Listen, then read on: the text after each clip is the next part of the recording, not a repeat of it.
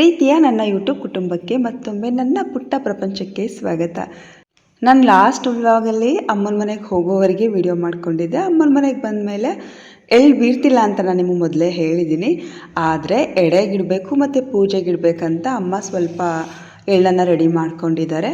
ಅಂದರೆ ಯಾರ ಮನೆಗೂ ಕೊಡ್ತಿಲ್ಲ ಅಷ್ಟೇ. ಅಮ್ಮನ ಮನೆಗೆ ಬಂದ ತಕ್ಷಣ ಅಡುಗೆಗೆ ಶುರು ಮಾಡಿಕೊಂಡೆ. ಫಸ್ಟು ನಾನು ಬೇಳೆನ ಅಂದರೆ ಕಡಲೆಬೇಳೆನ ಒಬ್ಬಟ್ಟಿಗೆ ಕೂಗೋದಕ್ಕೆ ಅಂತ ಇಡ್ತಾಯಿದ್ದೀನಿ, ಅಂದರೆ ಬೇಯೋದಕ್ಕೆ ಅಂತ ಇಡ್ತಾಯಿದ್ದೀನಿ.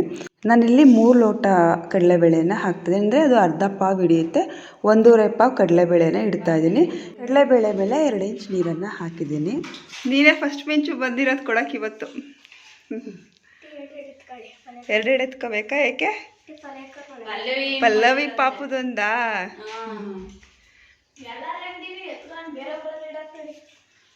ಈ ವರ್ಷ ಫಸ್ಟ್ ನಮ್ಮ ಮನೆಗೆ ಹೇಳ್ಕೊಡೋಕೆ ಬಂದಿರೋದು ಮಿಂಚು, ನನ್ನ ಫ್ರೆಂಡ್ ಮಗಳು, ಜೊತೆಗೆ ನನ್ನ ಸ್ಟೂಡೆಂಟ್ ಕೂಡ. ಮತ್ತು ಪಲ್ಲವಿ ಮಗಳದು ಸಹ ತಂದಿದ್ದಾಳೆ. ಪಲ್ಲವಿ ಪಾಪ ಇನ್ನು ಪುಟಾಣಿ ಅವಳು, ಇವಾಗ 4.5 ತಿಂಗಳು 5 ತಿಂಗಳು ಆಗಿರಬಹುದು ಅನಿಸುತ್ತೆ. ಅದಿನ್ನು ಬರೋದಕ್ಕಾಗಲ್ಲ ಅಂತ ಇವಳಿಗೆಲ್ಲ ಪಲ್ಲವಿ ಕೂಡ ಕೊಟ್ಟು ಕಳಿಸಿದ್ದಾಳೆ. ಹಬ್ಬಗಳಲ್ಲಿ ಮಕ್ಕಳನ್ನ ನೋಡೋದಕ್ಕೆ ಚೆಂದ, ಅವ್ರು ರೆಡಿಯಾಗಿ ಬಂದಿರೋದು ನೋಡೋದಕ್ಕೆ ಚೆಂದ. ಇಲ್ಲಿ ನೋಡಿ ನನ್ನ ಸೊಸೆನ ಹೊಟ್ಟೆ ಕಾಣಂಗೆ ಬಟ್ಟೆ ಹಾಕ್ಕೊಂಡು ಮಿಂಚ್ತಾ ಇದ್ದಾಳೆ. ಜೊತೆಗೆ ಅವ್ರ ಅಕ್ಕ ಯತೀಕ್ಷಾ ಕೂಡ. ಕೂದಲು ಹಿಂಗೆ ಇದು ಮಾಡವ, ತಿರುಗು ಎತ್ತಿ ತಿರುಗು, ಒಂದು ರೌಂಡ್ ತಿರುಗು, ಹಂಗೇನೆ. ಓಹೋ ಹಿಂದೆ ತಿರುಗು, ಹೆಂಗೈತಿ ಡಿಸೈನ್ ನೋಡು. ಹಂಗೆ ಇರ. ಓಹೋ ಡಿಸೈನ್ ನೋಡಪ್ಪ. ತಿರುಗು ಈ ಕಡೆ. ಯಾರು ಹೊಲ್ದಿದ್ದು? ಅಮ್ಮನೇ ಹೊಲಿತಾ? ಯಾವಮ್ಮ? ಸುಷ್ಯಮ್ಮ ಹೊಲ್ದಿರೋದು. ಚೆನ್ನಾಗಿ ಹೊಲ್ದವ್ರೆ, ಚೆನ್ನಾಗಿ ಕಾಣಿಸ್ತಾ ಇದೆಯಾ? ಇದೆಲ್ಲ ಮಮ್ಮಿ ಬಾಣ್ತಿ ಬರೋಗಿ ಮಾಡಿಸ್ಕೊಂಡಿದ್ದು ನೆಕ್ಲೆಸ್ಸು? ಇಲ್ಲ, ತಂದಿರೋದು ಅಪ್ಪ ಮಾಡಿಸ್ತು. ಯಾವಾಗ? ಈಗ ಮಾಡಿಸಿರೋದಾ? ಅವಾಗ ಪಾಂಡುಪುರಕ್ಕೆ ಹೋಗಿತ್ತು, ಅವತ್ತು. ಚೆನ್ನಾಗೈತೆ ಲಕ್ಷ್ಮಿದು. ನಾವು ಹೆಣ್ಮಕ್ಳು ಹೇಗೆ ಅಂದರೆ ಅವ್ರು ಹಾಕಿರೋ ಬಟ್ಟೆಗಿಂತ ಅವ್ರದ್ದು ಏನಾದರೂ ಒಂದು ಸ್ಪೆಷಲಾಗಿ ಒಡವೆ ಕಳಿಸ್ಬಿಟ್ರೆ ಅದನ್ನ ಝೂಮ್ ಮಾಡಿ ನೋಡ್ತಿರ್ತೀವಿ. ಅವಳದು ವೇಲ್ ಇಲ್ವಾ? ಅವಳು ವೇಲ್ ಕ್ಯಾರಿ ಮಾಡೋಕ್ಕೆ ಬರಲ್ವಲ್ಲ. ಲಿಪ್ಸ್ಟಿಕ್ ಹಾಕೋಬಿಟ್ಟವ್ರೆ ಅಂತ ನಾನು ನೋಡಿದ್ರೆ ಅವಳು ಲಿಪ್ಸ್ಟಿಕ್ ಅಂತಾನೆ ಅಂತ. ನಿಂದ ಆಯ್ತು. ಯಾರ್ದು ಲಿಪ್ಸ್ಟಿಕ್ಕು? ನಿಂದ? ಯಾರು ಹಾಕೊಟ್ಟಿದ್ದು? ಎಲ್ಲ ಅವಳ್ದೆ. ಬಾ ಪಕ್ಕಕ್ಕೆ ಬಾ, ಪಕ್ಕಕ್ಕೆ. ಹಂಗೆ ಎಷ್ಟೆಲ್ಲ ಏನಕ್ಕೆ ಅವಳ್ದು ಹಂಗೆ ಎತ್ಕೊಟ್ಟದಲ್ಲ ಮೀನು. ಇವಳಿಗೆ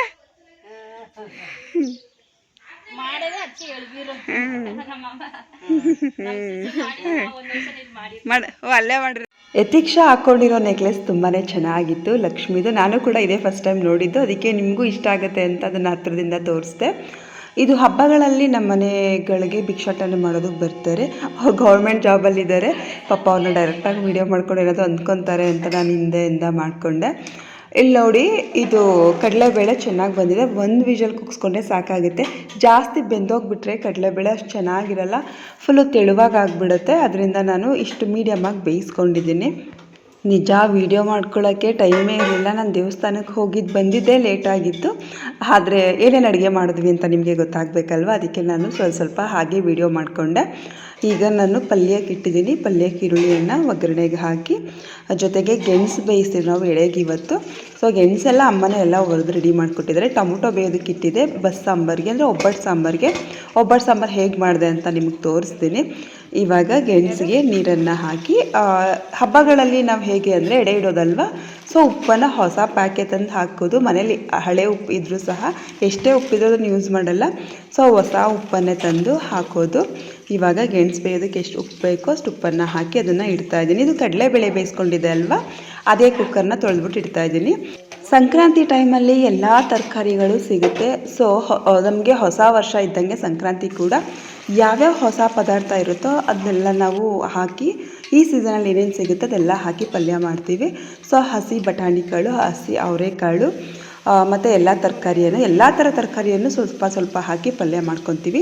ನಾನು ಮಧ್ಯ ಆ ಕೆಲಸ ಈ ಕೆಲಸ ಮಾಡ್ತಿದ್ದೆ. ಹುಣಸೆ ಹಣ್ಣನ್ನು ನೆನೆ ಹಾಕಿದೆ ಒಬ್ಬಟ್ಟು ಸಾಂಬಾರಿಗೆ. ಸೊ ನಾನು ಒಂದಾದ್ಮೇಲೆ ಯಾವ ಕೆಲಸ ಮಾಡೋದು ಅದನ್ನು ವೀಡಿಯೋ ಮಾಡ್ಕೊಂಡಿದ್ದೀನಿ.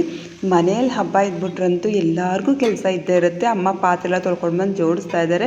ನಮ್ಮ ದೊಡ್ಡಮ್ಮಕ್ಕೆಲ್ಲ ಅವ್ರಿಗೂ ಹುಷಾರಿಲ್ಲ ಪಾಪ, ಅವರು ತರಕಾರಿ ಎಲ್ಲ ಹೆಚ್ಚಿದ್ದೆಲ್ಲ ಎತ್ತಿಡ್ತಾ ಇದ್ದಾರೆ. ಹಬ್ಬಕ್ಕೆ ಅಜ್ಜಿ ಮತ್ತು ದೊಡ್ಡಮ್ಮ ಬಂದಿದ್ದಾರೆ. ಏನು ಮಾಡ್ತಿದ್ದೀಯ ಅಜ್ಜಿ? ಅಜ್ಜಿ ಬೇಡ ಅಂತ ಹೇಳಿದ್ರು ಪಾಪ, ಹೋಗಿ ಹೂವನ್ನು ಬಿಡಿಸ್ತಾ ಇದ್ದಾರೆ. ಚೆನ್ನಾಗಿಲ್ವಾ? ಹುಳಿನಾ?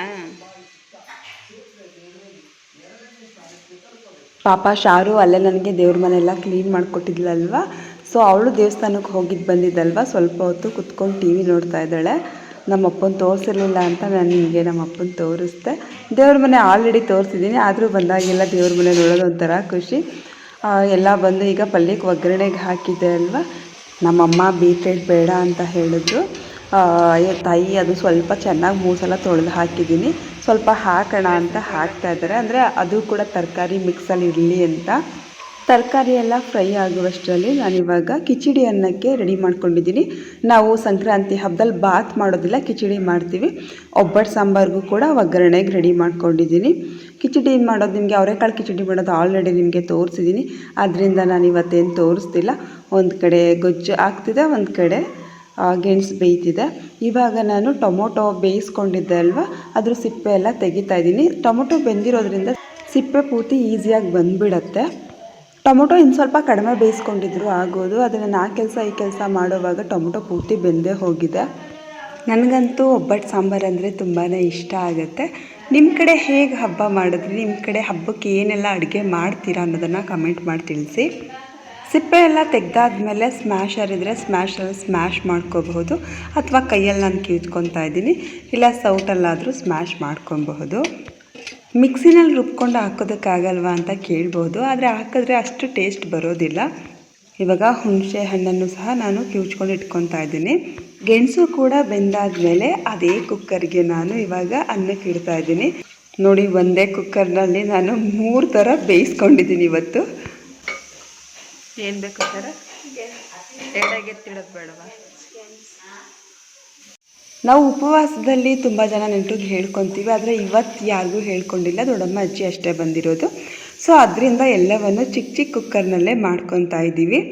ಇವಾಗ ಹುಣಸೆ ರಸ ಮಾಡಿಟ್ಕೊಂಡಿದ್ದೆ ಅಲ್ವಾ, ಅದಕ್ಕೆ ಖಾರದ ಪುಡಿಯನ್ನು ಹಾಕ್ತಾಯಿದ್ದೀನಿ, ಬೇಳೆ ಸಾಂಬಾರು ಪುಡಿಯನ್ನು ಹಾಕ್ತಾಯಿದ್ದೀನಿ. ಇವಾಗ ಎಣ್ಣೆ ಕಾಯೋದಕ್ಕಿಟ್ಟು ಅದನ್ನು ಸಹ ಒಂದು ಕುಕ್ಕರ್ನಲ್ಲೇ ಮಾಡ್ತಾಯಿದ್ದೀನಿ. ಎಣ್ಣೆ ಕಾಯೋದಕ್ಕೆ ಚಿಕ್ಕ ಕುಕ್ಕರ್ನಲ್ಲಿ ಮಾಡ್ತಿರೋದು, ಸ್ವಲ್ಪನೇ ಸಾಂಬಾರು ಮಾಡ್ತಿರೋದು. ಎಣ್ಣೆ ಕಾಯೋದಕ್ಕಿಟ್ಟು ಸಾಸಿವೆ ಹಾಕಿ, ಸಾಸಿವೆ ಸಿಡಿದ್ಮೇಲೆ ಕರಿಬೇವಿನ ಸೊಪ್ಪು ಹಾಕಿ, ಒಣಮೆಣ್ಸಿನ್ಕಾಯಿ ಹಾಕಿ, ಬೆಳ್ಳುಳ್ಳಿನ ಗೆಜ್ಜಿ ಇಟ್ಕೊಂಡಿದ್ದೆ ಅದನ್ನು ಹಾಕ್ತಾಯಿದ್ದೀನಿ. ಇವಾಗ ಖಾರದ ಪುಡಿಯನ್ನು ಹುಣಸೆ ರಸದಲ್ಲಿ ಚೆನ್ನಾಗಿ ಮಿಕ್ಸ್ ಮಾಡಿ ಅದನ್ನು ಸಹ ಹಾಕ್ತಾಯಿದ್ದೀನಿ. ಅದು ಸ್ವಲ್ಪ ಚೆನ್ನಾಗಿ ಬೇಯಬೇಕಾಗುತ್ತೆ, ಯಾಕಂದರೆ ಟೊಮೊಟೊ ಆಲ್ರೆಡಿ ಬೇಯಿಸ್ಕೊಂಡಿದ್ದೀವಿ ನಾವು. ನಾನು ಬರುವಷ್ಟರಲ್ಲೇ ಅಮ್ಮ ದೊಡ್ಡಮ್ಮ ಎಲ್ಲ ಸೇರ್ಕೊಂಡು ತರಕಾರಿ ಹೆಚ್ಚಿಟ್ಟಿದ್ರು, ಅದರಿಂದ ಅಡುಗೆ ಬೇಗನೆ ಆಗೇ ಹೋಯಿತು. ಆಮೇಲೆಲ್ಲ ಸ್ವಲ್ಪ ಮಾಡ್ತಿರೋದಲ್ವ, ಅದಕ್ಕೆಲ್ಲ ಸ್ವಲ್ಪನೇ ಹೆಚ್ಚಿಟ್ಟಿದ್ದು. ಸೊ ಅದರಿಂದ ಅಡುಗೆ ಬೇಗ ಆಯಿತು. ಹುಳಿ ಮತ್ತು ಖಾರವನ್ನು ಒಂದು ಕುದಿ ಚೆನ್ನಾಗಿ ಬೇಯಿಸ್ಕೊತಾ ಇದ್ದೀನಿ. ಇವಾಗ ಕಡಲೆಬೇಳೆಯನ್ನು ಬೇಯಿಸಿದ್ದೆ ಅಲ್ವಾ ನೀರು, ಆ ನೀರನ್ನು ತೆಗೆದು ಸಾಂಬಾರಿಗೆ ಹಾಕ್ತಾಯಿದ್ದೀನಿ. ಇದೆಲ್ಲ ಆಲ್ರೆಡಿ ಬೆಂದಿರೋದ್ರಿಂದ ಹುಳಿ ಮತ್ತು ಖಾರವನ್ನು ಸಪ್ರೇಟಾಗಿ ಬೇಯಿಸ್ಕೋಬೇಕಾಗುತ್ತೆ. ಟೊಮೊಟೊ ಕೂಡ ನಾನು ಮೊದಲೇ ಬೇಯಿಸ್ಕೊಂಡು ಸ್ಮ್ಯಾಶ್ ಮಾಡಿ ಇಟ್ಕೊಂಡಿದ್ದೆ ಅಲ್ವಾ, ಸೊ ಆ ರಸವನ್ನು ಸಹ ಹಾಕ್ತಾಯಿದ್ದೀನಿ. ಅಷ್ಟರಲ್ಲಿ ಯಾರು ಬಂದರೂ ತೋರಿಸ್ತೀನಿ ಬನ್ನಿ. ಇವಾಗ ಇನ್ನೊಬ್ರು ನೆಂಟರು ಬಂದರು ನೋಡಿ.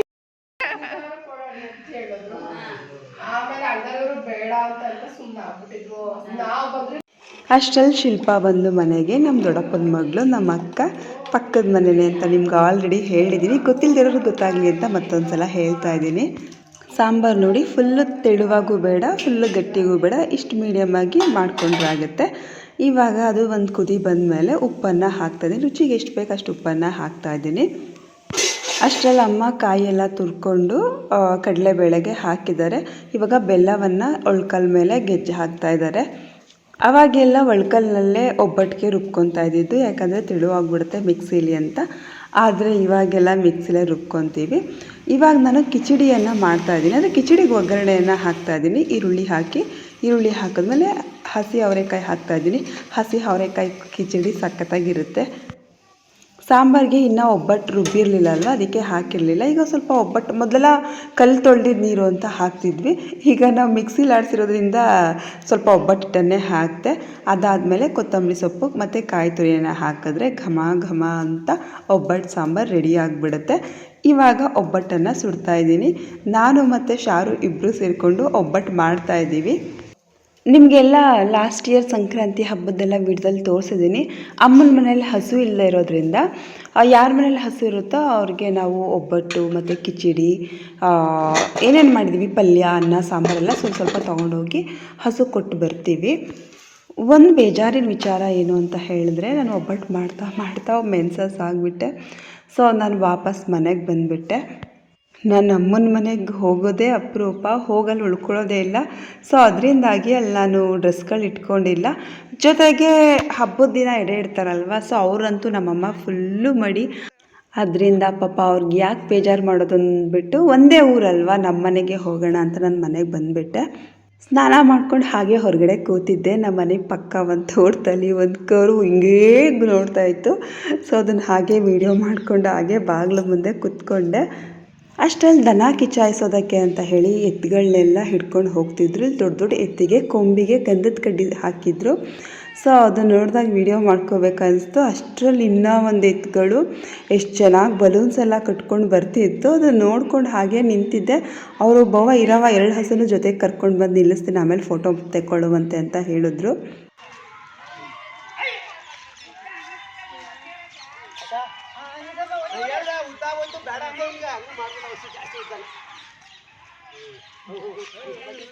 ಅವ್ರದ್ದು ಕೂಡ ವೀಡಿಯೋ ಮಾಡ್ಕೊಂಡು ನಾನು ಕೂಡ ಹೋಗಿ ನಿಂತ್ಕೊಂಡು ಒಂದು ವೀಡಿಯೋ ಮಾಡಿಕೊಂಡೆ. ಅಷ್ಟರಲ್ಲಿ ನಮ್ಮೂರಿನ ಪಡ್ಡೆ ಹುಡುಗರುಗಳು 2 ಪುಟಾಣಿ ಕರುಗಳಿಗೆ ಅಲಂಕಾರ ಮಾಡ್ಕೊಂಡು ಕಿರ್ಚಾಡ್ಕೊಂಡು ಬರ್ತಿದ್ರು.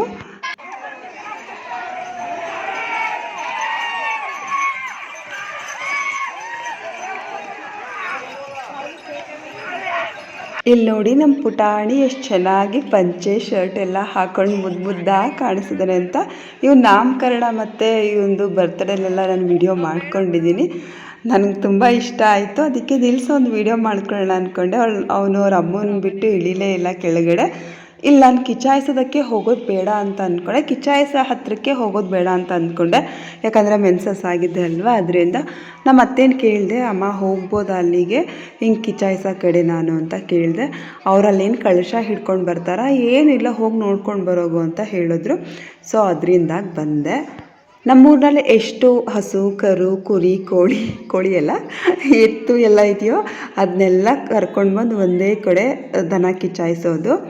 ಆ ಕಡೆ ಈ ಕಡೆ ಕಾಲುವೆ ಇದೆ, ಮಧ್ಯ ಪಡ್ಮ ಅಂತ ಕರೀತಾರೆ. ಸೊ ಆ ಜಾಗದಲ್ಲಿ ಒಣ ಹುಲ್ಲನ್ನು ಹಾಕಿ ಅದನ್ನು ಹಚ್ಚಿ ಕಿಚಾಯಿಸ್ತಾ ಇದ್ದಾರೆ. ಯಪ್ಪ, ನೋಡೋದಕ್ಕೆ ನಿಜವಾಗ್ಲೂ ತುಂಬ ರೋಮಾಂಚನಕಾರಿಯಾಗಿರುತ್ತೆ, ಭಯ ಕೂಡ ಆಗುತ್ತೆ. ಎತ್ತುಗಳು, ಹಸುಗಳೆಲ್ಲ ನಮ್ಮ ಹತ್ರಕ್ಕೆ ಬಂದುಬಿಡುತ್ತೋ ಅಂತ ಅನ್ನಿಸ್ತಿರುತ್ತೆ.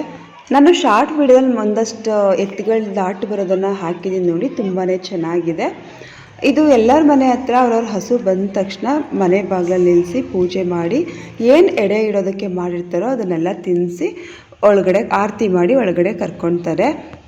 ಕಳೆದ ವರ್ಷ ನಾನು ನನ್ನ ಫ್ರೆಂಡ್ ಅನಿ ಮನೆ ಹತ್ರ ಪೂಜೆ ಮಾಡಿದ್ದು ನಾನು ವಿಡಿಯೋ ಮಾಡ್ಕೊಂಡಿದ್ದೆ. ಆದರೆ ಅವ್ರ ಹಸು ಇನ್ನೂ ಬಂದಿರಲಿಲ್ಲ. ಸೊ ಇಲ್ಲಿ ನಮ್ಮ ಮನೆ ಪಕ್ಕ ಸುಧಾಕರ್ ಅಂತಿದ್ದಾರೆ, ಅವ್ರ ಹಸು ಪೂಜೆ ಮಾಡ್ತಿದ್ರು, ಅದನ್ನು ವಿಡಿಯೋ ಮಾಡಿಕೊಂಡೆ. ನನ್ನ ಫ್ರೆಂಡ್ ಸುಮಿ ಮಗ ಒಂದು ಪುಟಾಣಿ ಕರು ಹಿಡ್ಕೊಂಡು ಹೋಗ್ತಿದ್ದ, ಅದನ್ನು ಹಾಗೆ ವಿಡಿಯೋ ಮಾಡಿಕೊಂಡೆ. ಇಲ್ಲಿಗೆ ಇವತ್ತಿನ ವ್ಲಾಗ್ ಅಂದರೆ ಇವತ್ತಿನ ವಿಡಿಯೋ ಇಲ್ಲಿಗೆ ಸ್ಟಾಪ್ ಆಗಿದ್ದು. ಇದು ಅದ್ರ ಮಾರನೇ ದಿನ ನಾನು ಸ್ನಾನ ಮಾಡಿಕೊಂಡು ಅಮ್ಮನ ಮನೆಗೆ ಹೋಗ್ತಾ ಇದ್ದೀನಿ.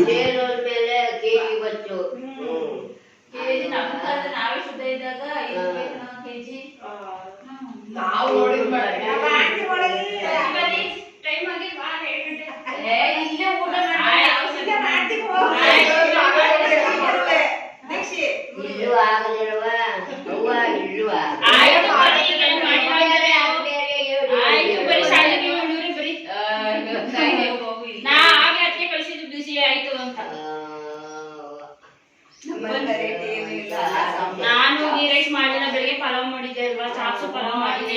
ಈ ಗೀ ರೈಸ್ ಏನು ಮಾಡಿಲ್ಲ, ಅನ್ನ ಮಾಡಿದೆ. ರಾತ್ರಿ ಅನ್ನ ಎರಡು ಪಾವ್ ಹಾಕಿದ್ದು, ಎರಡು ಪಾವಲ್ಲಿ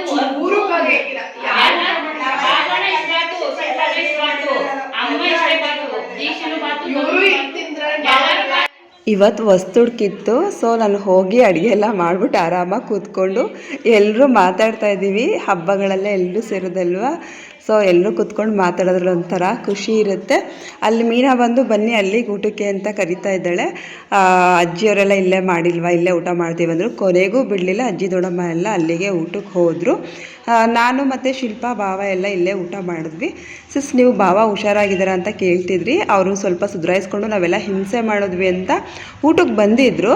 ಆದರೆ ನಾನು ಅವ್ರದ್ದು ವೀಡಿಯೋ ಮಾಡ್ಕೊಳ್ಳಿಲ್ಲ, ಯಾಕಂದರೆ ಅವ್ರು ಬೆಲ್ಟ್ ಹಾಕ್ಕೊಂಡಿದ್ದಾರೆ. ಬೇಡ ಕಣವ, ನಾನು ಪೂರ್ತಿ ಸ್ಟಡಿ ಆಗೋವರೆಗೂ ವೀಡಿಯೋ ಮಾಡೋದು ಬೇಡ, ನಾನು ನೆಕ್ಸ್ಟ್ ಟೈಮ್ ಬಂದಾಗ ಬೇಕಾದರೆ ವಿಡಿಯೋ ಮಾಡ್ಕೊಳ್ಳುವಂತೆ ಅಂತ ಹೇಳಿದ್ರು. ಪರವಾಗಿಲ್ಲ, ಇವಾಗ ಹುಷಾರಾಗಿದ್ದಾರೆ. ಅದು ನಮ್ಮ ಶಿಲ್ಪನ ಮಗ ದೀಕ್ಷಾ, ಅವನು ಕೂಡ ಹಾಸ್ಟೆಲಲ್ಲಿದ್ದಾನೆ. ಇವಾಗ ಹಬ್ಬಕ್ಕೆ ಬಂದಿದ್ದ. ಹೆಂಗಾಯ ಮಾಡ್ಕೊಂಡೆ? ಏಯ್ ಸುಂದರ, ಕಬಡ್ಡಿ ಆಡೋಕೆ ಹೋಗಿ ಬಿದ್ದು ಬಂದಿರೋದು ಇವತ್ತು. ಗೆದ್ರ ನೀವೇ? ಯಾರು ಫಸ್ಟ್ ಪ್ರೈಸ್ ಮಗಳೇ? ಹಾಂ ನೀವೇನಾ? ಏನು ಪ್ರೈಸ್ ಕೊಟ್ಟರು? ಆಮೇಲೆ ಕೊಡ್ತಾರಾ? ಚಾಪ್ಸು ಚುಚ್ಚಿಯಲ್ಲ ಕಣ್ಣೆಸ್ರು ಐತೆ ತನ್ನ ಮಗಳಿಗೆ ಅಂತ ಅಲ್ವವ. ಶಾರು ಬಂದ ತಕ್ಷಣ ಊಟ ಹಾಕ್ಸ್ಕೊಂಡು ಮಾಡ್ತಾ ಇದ್ದಾಳೆ. ಕಬಡ್ಡಿ ಆಡಿ ಬಿದ್ದು ಗಾಯ ಮಾಡ್ಕೊಂಡು ಬಂದಿದ್ದಾಳೆ. ನಾನು ನಿಮಗೆ ಒಬ್ಬಟ್ಟು ತೋರಿಸ್ಲಿಲ್ಲ ಅಲ್ವಾ, ನೋಡಿ ಇವತ್ತು ಒಬ್ಬಟ್ಟು ತೋರಿಸ್ತಾ ಇದ್ದೀನಿ. ಇವತ್ತು ನಾನ್ ವೆಜ್ ಆಗಿರೋದ್ರಿಂದ ಯಾರೂ ಮುಟ್ಟು ನೋಡ್ತಾ ಇಲ್ಲ. ಸಾಂಬಾರು ಆಗಲೇ ಮಾಡಿದೆ ಅಂತ ಹೇಳಿದೆ ಅಲ್ವಾ, ನೋಡಿ ಮಟನ್ ಸಾಂಬಾರು. ಎಲ್ಲರದು ಊಟ ಆಯಿತು. ನಾನು ಬೆಳಿಗ್ಗೆ ಮಧ್ಯಾಹ್ನ ಏನೋ ಇಲ್ಲಿ ಊಟ ಮಾಡಿದೆ. ಬೆಳಿಗ್ಗೆ ತಿಂಡಿ ನಾನು ಅನಿ ಮನೇಲಿ ತಿನ್ಕೊಂಡು ಬಂದೆ. ಅವಳು ಬಿಡಲೇ ಇಲ್ಲ, ಚಾಪ್ಸ್ ಮಾಡಿದ್ಲು ಬೆಳಗ್ಗೆ. ಸೊ ಚಾಪ್ಸಲ್ಲಿ ಊಟ ಹಾಕ್ಕೊಟ್ಲು. ನಳ್ಳಿ ಮೂಳೆ ನೋಡಿ ನೋಡ್ತಿದ್ರೆ ತಿನ್ಬೇಕನ್ಸುತ್ತಲ್ವ. ಸೊ ನಾನು ಬೆಳಿಗ್ಗೆ ಅನಿ ಮನೇಲಿ ಊಟ ಮಾಡ್ಕೊಂಡು ಬಂದಿದ್ದು. ಮಧ್ಯಾಹ್ನ ಅಮ್ಮನ ಮನೇಲಿ ಊಟ ಮಾಡಿದೆ. ರಾತ್ರಿ ಬಿಡ್ದಂಗೆ ದೊಡ್ಡಮ್ಮನ ಮನೇಲಿ ಹೋಗಿ ಊಟ ಮಾಡಿದೆ. ಅವರು ಸ್ವಲ್ಪ ಅಷ್ಟೊಂದು ಪೋಸ್ಟ್ ಮಾಡ್ತಿದ್ರು ಬಾಯಿಲ್ಲೇ ಊಟ ಮಾಡುವಂತೆ ಅಂತ. ಸೊ ನಾನು ಶಾರು ಹೋಗಿ ರಾತ್ರಿ ದೊಡ್ಡಮ್ಮನ ಮನೇಲಿ ಊಟ ಮಾಡಿದ್ದು. ಇಲ್ಲಿ ನೋಡಿ ಚಾಪ್ಸ್ ಯಾರೂ ಮುಟ್ಟೇ ಇಲ್ಲ, ಚಾಪ್ಸ್ ಎಲ್ಲ ಹಾಗೇ ಇದೆ. ಶಾರು ಮಟನ್ ಸಾಂಬಾರು ಹಾಕ್ಸ್ಕೊಳ್ಳಿಲ್ಲ. ಮಕ್ಕಳಿಗೆ ಮಟನ್ ಸಾಂಬಾರಿಗಿಂತ ಚಿಕನ್ ಇಷ್ಟ ಆಗುತ್ತಲ್ವ. ಸೊ ಅವಳು ಚಾಪ್ಸ್ ಹಾಕ್ಸ್ಕೊಂಡು ತಿಂದಳು. ಇದು ಬೆಳಗ್ಗೆ ರವೆ ರೊಟ್ಟಿ ಕಲಸಿಟ್ಟಿದ್ದು ನಮಗೆ ಅಂತ, ನಾವು ಹೋಗದೇ ಇರೋದಕ್ಕೆ ಹಾಗೇ ಇದೆ.